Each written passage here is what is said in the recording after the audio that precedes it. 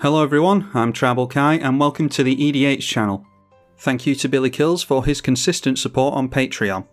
If you'd like to support the channel as well, then you can visit Patreon and donate with the link in the description below. Failing that, a like, comment and subscribe is always appreciated. Now, let's have a look at everyone's opening hands.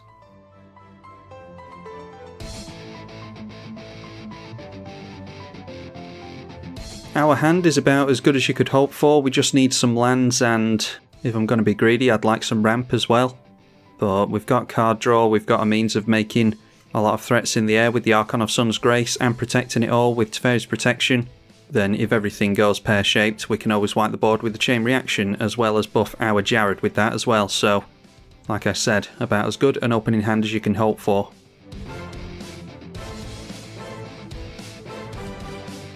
Then over to Golem Tribal for Billy Kills, and he's got an arguably good opening hand. He's only got one of his two colours, but plenty of mana.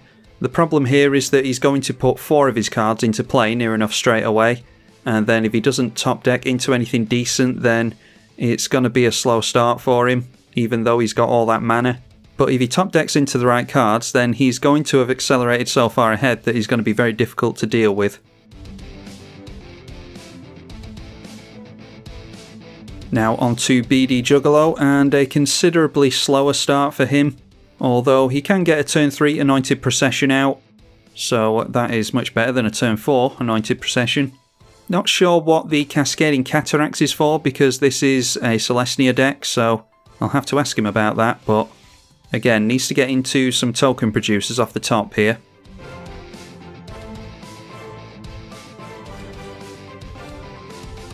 And finally, it's Go-Go Batman with Rainbow Worms. He has 3 of his colours that he needs, with a means of getting into the other 2, with both Nature's Law and Rampant Growth.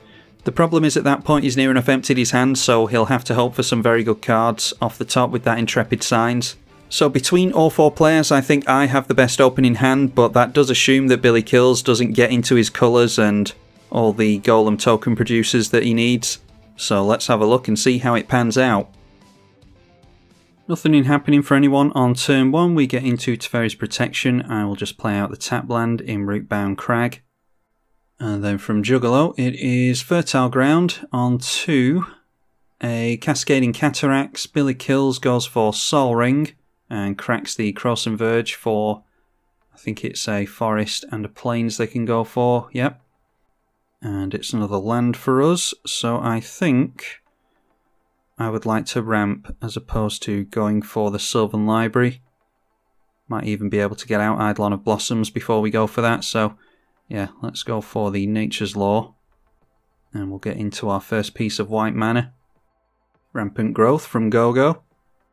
Now a Myriad Landscape comes down for kills, and he takes himself into Ich Tekik Salvage Splicer, which enters with a Golem token. And yet another land for us, at least it's a white mana. I think we're okay to go for... maybe we should get our commander into play. Yeah, I think I'll do that. And I'm going to give it to Go-Go. I think people might be looking over at Go-Go's side of the field anyway, but we might be able to encourage some damage over there before the Progenitus hits play. I would have thought he'd be ramping as opposed to getting creatures into play to block with as well, and he does. It is a Nature's Law. And then just tapping out and passing, he draws a card at the end of the turn. Anointed Procession from Juggalo. And then Myriad Landscape being cracked on Kills' turn. And it is Rebbec, Architect of Ascension, so they should be able to take the Monarchy here and keep it, and they do go in at Go-Go for 3. So we're not going to be taking the Monarchy just yet, I don't think. But that's not our aim currently, although we could take it with that. Court of Ire. Not too bothered about doing that though. I think I want to go for Archon of Sun's Grace, and then maybe we'll be able to get into Eidolon of Blossoms and Sylvan Library next turn. So yeah, I think we can go for that. Interpret the Signs. Scry 3, reveal the top card of your library, draw cards equal to the CMC. So we'll see what they reveal here. Revealing a 5, 6, 7 CMC card, so they go up to 11 cards in hand. It is a worm that can't be blocked by creatures with power 2 or less. Yeah, there's been talk of rainbow worms in the Discord, so I think GoGo might have brought us a 5-colour worms deck. There is an Aura Shards from Trostani, which is not good when we are an enchantments-based deck. The Golem from Billy Kill swings in towards Trostani, and then it is Generous Gift onto the Aura Shards. That's really good that that was dealt with for us. They do get 2 elephants thanks to the Anointed Procession though. Then a Mind Stone for kills. And ending the turn with that, they will draw a card. There is a Bonder's Insight in play as well, so they'll be holding up mana to put into that, but 6 cards in hand, it might be that they have more removal as well. We get into a land, that's really good. So we can go for... They might remove the Archon of Sun's Grace in response to us swinging in, so I want to make use of it straight away during the main phase. Let's go for Eidolon of Blossoms. And when that enters, we will draw a card. We'll also have a Pegasus enter play and get into another Enchantress. That's good. So before we drop a land in Sylvan Library, I think... maybe we could have just gone Sylvan Library there, but let's try and take the Monarchy away from kills. And we managed to take that away. We gain a bit of life as well. Let's drop the Hall of Heliod's Generosity and we'll go for the Sylvan Library. Kills might be regretting going for the Aura Shards at this point. Make another Pegasus and we get into Pariah. So that is all damage that would be dealt to us is dealt to the enchanted creature instead, which we would preferably put on Jared. So if we can keep the Monarchy, we'll end up with a bunch of plus counters on Jared and no one will be able to deal damage to us. We'd preferably have hexproof on this as well though. Anyway, getting into a Savannah as well. Natural Connection, searching for some basics. And then Sakura Tribelder as well. Trostani, Selsnya's Voice coming in for Juggalo, who is still at a fairly high life total, so we need to be careful with Trostani and Anointed Procession in play. His life total might get out of control really quickly. And Kill's not going for the Bonder's Insight at the end of the turn. Instead going for an Aura Shards of his own. And playing a Scrap Trawler, so... are they going to take down our Sylvan Library or the Eidolon of Blossoms? Pointing at our Sylvan Library. And then a Geode Golem, so triggering the Aura Shards again. And this time it goes on the Anointed Procession. Then a Golem. And these have protection from CMC 0, 1, 2, 3 and 5, so... we could block with Eidolon of Blossoms, but we obviously don't want to lose that. And they take the Monarchy away from us. And if we leave creatures in play long enough, we might be able to one-shot someone with Chain Reaction. We'll need to take the Monarchy before then, though. Let's drop this Savannah. And maybe we just have to go Pariah and hold up Teferi's Protection here. We'll take this Monarchy back anyway. Take kills down to 30, we go up to 47. Sakura Tribelder getting cracked in response. Well, if we can get rid of the Aura Shards, we might be able to bounce back with our Enchantress card draw. I think I am just going to go for Pariah onto our commander. And we'll draw 1 card from this, as well as get another Pegasus. If we can make enough creatures, it might be that we get to one-shot someone with the Chain Reaction. We need to get 18, is it? Yeah, we need to get 18 so that we can get a bunch of plus counters on this and do the 21 points of damage. That obviously assumes we can get through, which we should be able to do just after a board wipe. So we'll try and protect our stuff with the Teferi's Protection. Draw into another card, and that is another land to make with the Monarchy. Now a never destroy a target creature or planeswalker, so maybe it's just time for Teferi's Protection right now then. The other 2 players are near enough tapped out, so this will be effective until the end of our next turn, or the beginning of our next turn I should say.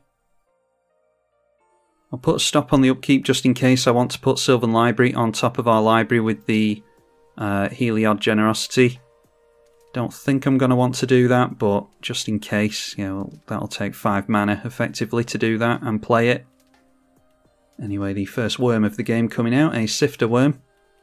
Scry 3, reveal the top card, you gain life equal to the CMC of the revealed card. And they reveal a Terrace Worm. So they go back up to 40 life.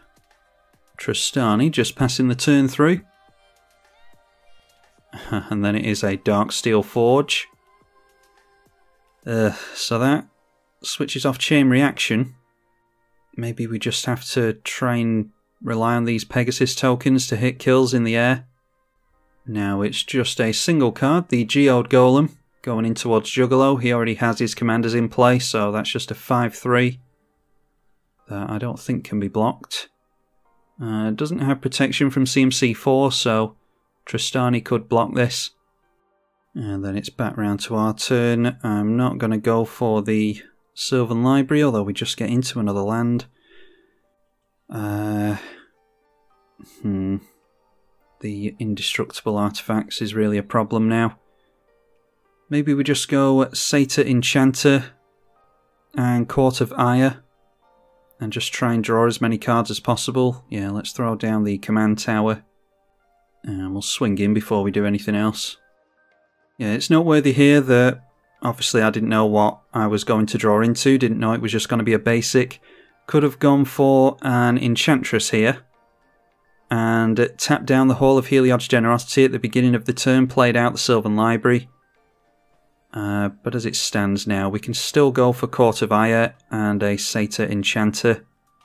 Why don't we go for Mesa Enchantress, because she is slightly worse than the Satyr. Throw down Court of Ire. We will certainly draw a card with the Enchantress. Should draw one with the Eidolon of Blossoms as well. Swiftfoot Boots would have been nice instead of that basic. We do become the Monarch with the Court, which I would have liked to have kept hold of that, just in case we lose the Monarchy, but there's plenty of means of us getting the Monarchy in this deck. We just need to actually draw into it. Getting into yet another land, and another Enchantress effect at least. I've played this deck before and we just haven't gotten into any of the Enchantress pieces, so we're having better luck this time around. Vigor Spore Worm. When it enters the battlefield, target creature gains Vigilance and +X, where X is the number of creature cards in your graveyard. And oh wow, somehow they've gotten a lot of creatures in the graveyard. I think that must have been due to discarding when they drew a load of cards before.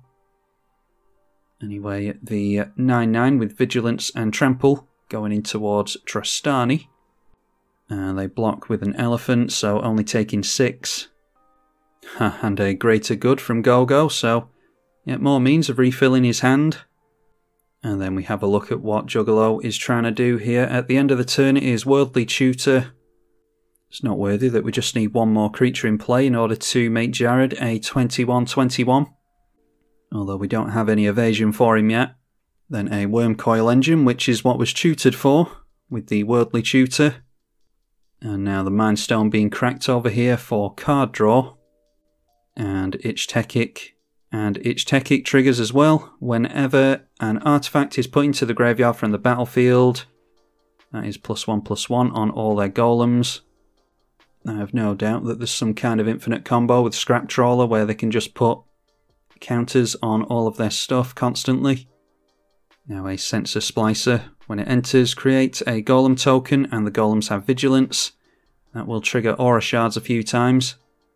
So they get rid of our Pariah. So that means they can take the Monarchy away from us, getting rid of our Enchantress as well. Which means we go down a creature, but we are at 19 here now. So you never know, we might get into some form of evasion for Jared and be able to one-shot kills. Although we'll need the Monarchy to do that, and I think Kills is going to take it off us this turn. Now getting into a Kuldotha Forge Master. They have tapped out at least. And then Greater Good goes down. So you have to think that we're all looking towards Billy Kills at this point. In response, sacrificing a worm. So they'll be at 6 cards by the time they've discarded. And sacrificing the other worm as well, so I wonder if there's some kind of reanimation stuff going on here. There seem to be a lot of black and green in this deck. Yeah, there's a belligerent whiptail. The Vigor Spore Worm we already saw. Siege Worm. Symbiotic Worm. And the Greater Good we've already seen. What else is there? Bellowing Tangle Worm and a Terrace Worm as well. Yeah, plenty of worms in the bin. Now, the 4/4 Golem coming in at us, as is the 3/2 Scrap Trawler and the 6/4 as well. And we can't block any of this. So the problem now is that we want the Monarchy before we go for Chain Reaction. Yeah, I mean, as it happens, I don't think we've gotten into any evasion anyway, or that we're going to. Court of Ire is 2 damage to any target. We'll just do it on their commander. And then let's go for Hall of Heliod's Generosity here. And we'll grab that Sylvan Library back. Then we draw into that. We will play the Sylvan Library, I think. Are we just going to go Swiftfoot Boots this turn? I think we might. We could go for a Satyr Enchanter, but yeah, let's just go Sylvan Library and we'll see what we draw into. Okay, that is a Saltari Visionary. So whenever this deals damage to a player, destroy an enchantment that that player controls. So we could make use of that with Swiftfoot Boots next turn to get rid of the Aura Shards. So does that mean that we don't play Swiftfoot Boots so that they can't destroy it? Yeah, maybe we do just go for... yeah, maybe we do just go for Satyr Enchanter then. I don't think anyone's going to wipe the board, although the black player might go for Living Death or something like that if they're looking to reanimate. That'd feel pretty bad to lose the Satyr Enchanter, although we'll have the Enchantress's presence at least. Let's go for the Satyr Enchanter, just in the hope that we keep them both in play. So if I'd planned the turn out there, we could have drawn an extra card, but we'll draw one from the Monarchy anyway, and then we'll be at max hand size, so let's pretend I did that on purpose. Gonna swing all of these and it kills, because he is by far the biggest threat at the moment. And that will take the Monarchy away from him. And yet another land for us. Oh, and Ugin the Spirit Dragon, yeah, that's what I was worried about. I mean, we kind of need to see it, although they're going to be left with their artifacts. It's not necessarily as good as it looks. I think I might have waited on Ugin, personally. Although maybe they just want rid of the Aura Shards themselves. Wow, okay, going for -X equals 7. I'm not sure what is so big that they need to go 7 on that. This is 5. That's 5. Yeah, I'm not sure why they need to kill off their Ugin there. I don't know, maybe I'm missing something. Anyway, everything apart from the artifacts going down. So that really plays into kills his hand there. Then ending the turn with an Explore. So they'll have to discard a couple of cards here because they didn't get into a land with that. Oh yes, they did get into a couple of lands, so playing those at the end of the turn. And passing with 7 in hand. Extra planar Lens for Juggalo, who will likely get rid of a forest, I imagine. Not very many lands in play, so it's a pretty risky one. But he'll have 4 mana available here. And holding back the Wormcoil Engine as a blocker. So you would think it would be Billy Kills to win here. He's got a means of tutoring for something. And this is a combo piece, I imagine. Alright, Golem Foundry. And a Blade Splicer. That will give them first strike. And all these coming in at us. That is 10, 13, 16 points of damage, I think. So we go down to 41. They'll take the Monarchy away from us, and the Geode Golem will be able to cast... It says your commander, so I'm guessing you can only do 1. They go for Ich Tekik. Alright, so what do we want to do here? Our commander would be 5. And then we could Swiftfoot Boots onto it. I think that's the best thing we can do at the moment, to be honest. So I won't go for Hall of Heliod's Generosity. Alright, Kodama's Reach. I'm not sure if we can make use of. If we go 3, we get a land into play. Play a land is 1, 2, 3, 4 and 5.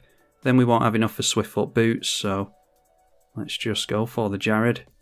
Oh, and the Snowlands tap for double, or the Snow Forests do. Anyway, this is why I play Snow Basics, because every now and then someone will drop an extra planar lens and you can benefit from it. It's just unfortunate that we're in a 3-colour deck here. Let's give the Monarchy to Juggalo and take it away from kills. So we might as well drop this Forest here.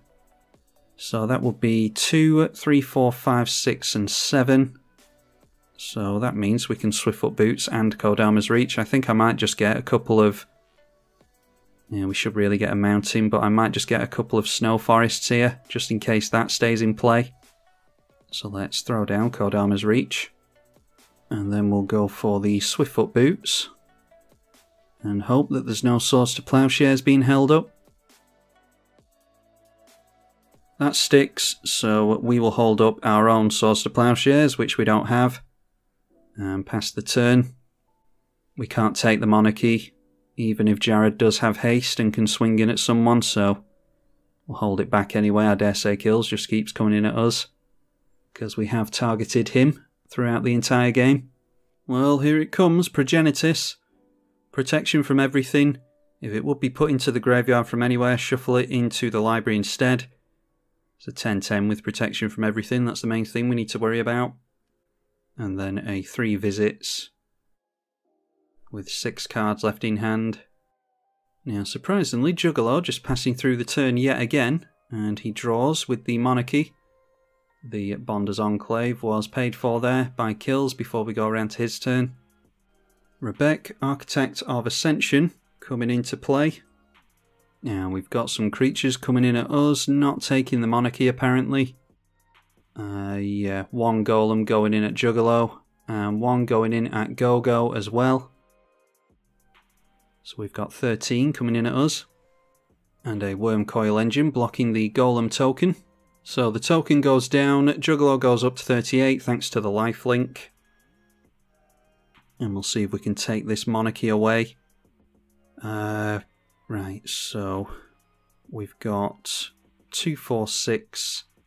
and 8 mana from the forests. 9, 10, 11, 12, 13, 14 and 15. Go down to 13 if we go for Hall of Heliod's Generosity. Because I'm thinking of taking back the Pariah. Problem is, if we take Swiftfoot Boots off of Jared, then our opponents will know what we're doing. We can at least put the Swiftfoot Boots on Jared before they kill it. And before we go for Pariah. So we won't waste that at least. Yeah, I think we still go for it here. Put Pariah into the top of our library during the upkeep so that we can draw into it. And then let's go for the Soltari Visionary. Put the Swiftfoot Boots onto the Visionary. Don't think there's any enchantments in play. Kills is holding up priority though, so it might be that he has something. Anyway, let's turn sideways in towards Juggalo just for the sake of getting the Monarchy. And he can't block that because it has Shadow. So that means that we get the Monarchy back, and that's what we need when we've got Jared in play. So at this point, we will tap that down. We'll try and put the boots back on Jared and see if that gets shot. It does not, so then we can go for a white there. And why don't we get down Enchantress's Presence first. And then we'll throw down a forest because it taps for double mana. And we'll go for the Pariah onto Jared, which will draw us a card. Okay, Enlightened Shooter when I've just used all the white mana. Oh well. We've got a stop on the upkeep, so we can still stack the top card of our library if we want to. But that should help us to be protected against the golems, although we're up against plenty of green and white. All 3 of our opponents are in green and white, so yeah, there's every chance that we lose our Pariah still. And a Shadow Spear is nice if the Jared gets really big. Now the 10-10 goes in towards kills. That is protection from everything, so hopefully that sees the end of Billy Kills here. might be able to tutor something up with the Forge Master. We've just started to turn the tide in our favour, so we might become a threat eventually, but I think kills has been the biggest threat this whole game, so we'll see if he's got anything here. Sacrificing 3 creatures, triggering the Scrap Trawler 3 times and the Ich Tekik 3 times. And he is targeting the Mind Stone to bring that back into play so that he can sack it and try and draw into an answer. I don't see what he can do about the Progenitus personally. So it's a bunch of plus counters going on the golems. The Scrap Trawler gets to bring back the Mind Stone, and then Kuldotha Forge Master gets a tutor. There might be a means of destroying everything on an artifact that will work against the Progenitus. Oblivion Stone, something like that. Okay, it is a Platinum Empyrean instead. Your life total can't change, so yeah, we need some exile over here. Then during the main phase, Go-Go goes for Hour of Promise. Oh wow, and then going in for Return to Dust. Did he have Return to Dust already? He must have done. He can't have just drawn into that, could he? Anyway, he's got a couple of lands in the Path of Ancestry and the Desert. Yeah, if he had Return to Dust in hand already, he could have just killed off the Platinum Empyrean, which he's left in play here. Oh, it has protection from... Yeah, it doesn't have protection from 4 CMC. So, yeah, not sure what the script is there, but we'll get through Juggalo's turn and see what happens. Ah, the Return to Dust went onto the Darksteel Forge and our Pariah. So we can start taking damage again now, thanks to Go-Go. The Sandworm Convergence comes in for Juggalo. Maybe this is Worms as well. Like I said, there has been a discussion of Worm decks in the Discord. And then the Wormcoil Engine comes in at us. So they'll take the Monarchy here. At least we can finally make use of the Chain Reaction now though. Drawing a card and getting a Worm at the end of the turn. Up at 42 life there. And the Bonder's Enclave being activated again. 8 cards in hand. Not worthy that the life total can't change, but they do still have 10 points of commander damage there. So another 2 hits there and they'll still go down to the Progenitus, even with a Platinum Empyrean in play. Phyrexian Triniform from the Golems player. So when that dies, they'll get some more Golem tokens. Haven't seen any token doublers yet, thankfully. And they play out the Mind Stone. I thought that was coming back into play before, but it isn't. It was just going back into hand. They sacrifice it for a card draw straight away. All of their Golems get plus counters. We might go down here. Yeah, they've got protection from CMC 3. And first thing they do is swinging at us, so they're trying to get rid of us here. Alright, so the attacks are Ich Tekik going in towards Go-Go. We get a 7-7. I think we've got 20 points of damage coming into us in total. The 3-4 Commander for Go-Go. We get the 3-2 Scrap Trawler. The 10-8 Geode Golem. And Go-Go gets the 9-9 Platinum Empyrean. Don't think we can block any of them. No, we can't, so that probably takes us down here. I think we could have done alright there if it wasn't for the fact that the Darksteel Forge was in play. I think that's what screwed us there. Because we could have gone for Chain Reaction multiple times, but there was really no point with the indestructible artifacts in play. Oh wow, we actually go down to 2. I thought we were done there. Yeah, I thought our opponent had us there, but apparently not. Oh, but there must have been some first strike damage, so yeah, we do go down to -1. Yeah, there must have been first strike damage somewhere. Oh yeah, there is a Blade Splicer in play. Yeah, so we do go down. Go-Go is at 20. The commander damage I don't think is going to be relevant, but it's 5 from Ich Tekik and 3 from Rebbec. It is a D-Spark onto the Platinum Empyrean now, so Go-Go just allowing Billy Kills to get rid of us.